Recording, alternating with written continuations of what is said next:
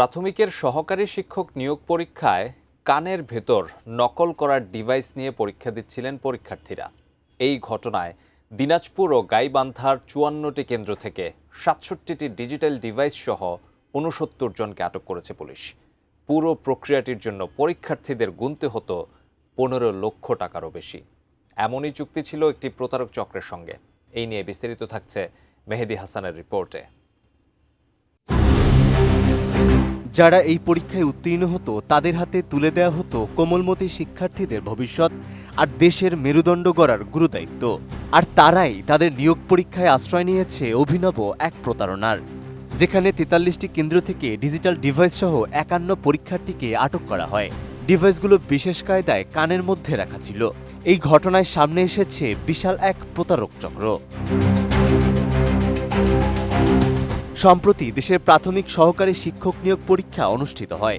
নিয়োগ পরীক্ষা চলাকালীন সময়ে দেশের বিভিন্ন জেলায় একযোগে অভিযান চালায় আইনশৃঙ্খলা বাহিনী। অসৎ উপায় অবলম্বন এবং ডিজিটাল ডিভাইস ব্যবহারের অভিযোগে শতাধিক পরীক্ষার্থীকে আটক করা হয়। কোয়ালিটি সম্পন্ন আন্তর্জাতিক মানের still bar CSRM, committed for better still.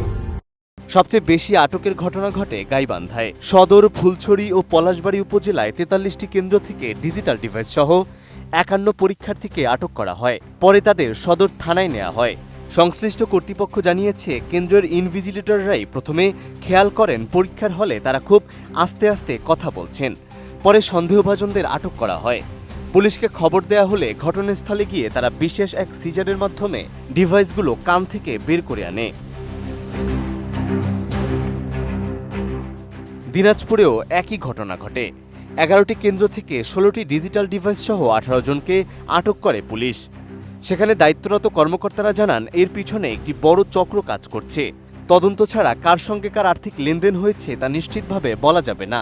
তবে গোয়েন্দা তথ্য অনুযায়ী প্রতি পরীক্ষার্থীর কাছ থেকে এই চক্রটি গড়ে ১৫ লাখ টাকা পর্যন্ত নেয়ার তথ্য পাওয়া গেছে। পঞ্চগড়েও ডিজিটাল ডিভাইস সহ এক নারী পরীক্ষার্থীকে আটক করা হয়। পুলিশের এই বিশেষ অভিযানে যশোরে আটক করা হয় ২ জনকে, যাদের মধ্যে একজনকে ১৫ দিনের কারাদণ্ড দেওয়া হয়েছে। নিয়মিত মামলার জন্য আটক ব্যক্তিদের পুলিশে সুপর্দ করা হয়েছে। এছাড়া নওগাঁয় জাতীয় নিরাপত্তা সংস্থা ও গোয়েন্দা পুলিশ প্রশ্নফাঁস চক্রের ৭ সদস্য সহ মোট ১৭ জনকে আটক করেছে। উদ্ধার করা হয় মোবাইল ফোন ও ফাঁস হওয়া প্রশ্নপত্র। টাঙ্গাইল থেকে গ্রেপ্তার করা হয় ফাঁস চক্রের আরও ৫ সদস্যকে। এদের মধ্যে একজন প্রাথমিক শিক্ষা অধিদপ্তরের কর্মচারী ছিল বলে নিশ্চিত করেছে পুলিশ। আইনশৃঙ্খলা বাহিনী জানিয়েছে, পাবলিক পরীক্ষা নিয়ন্ত্রণ আইন অনুযায়ী প্রত্যেকের বিরুদ্ধে কঠোর আইনানুগ ব্যবস্থা নেওয়া হবে। প্রশ্নপত্র ফাঁস ও নকল চক্রের মূল হোতাদের আইনের আওতায় আনতে অভিযান অব্যাহত রয়েছে। মেহেদী হাসান, ATN নিউজ।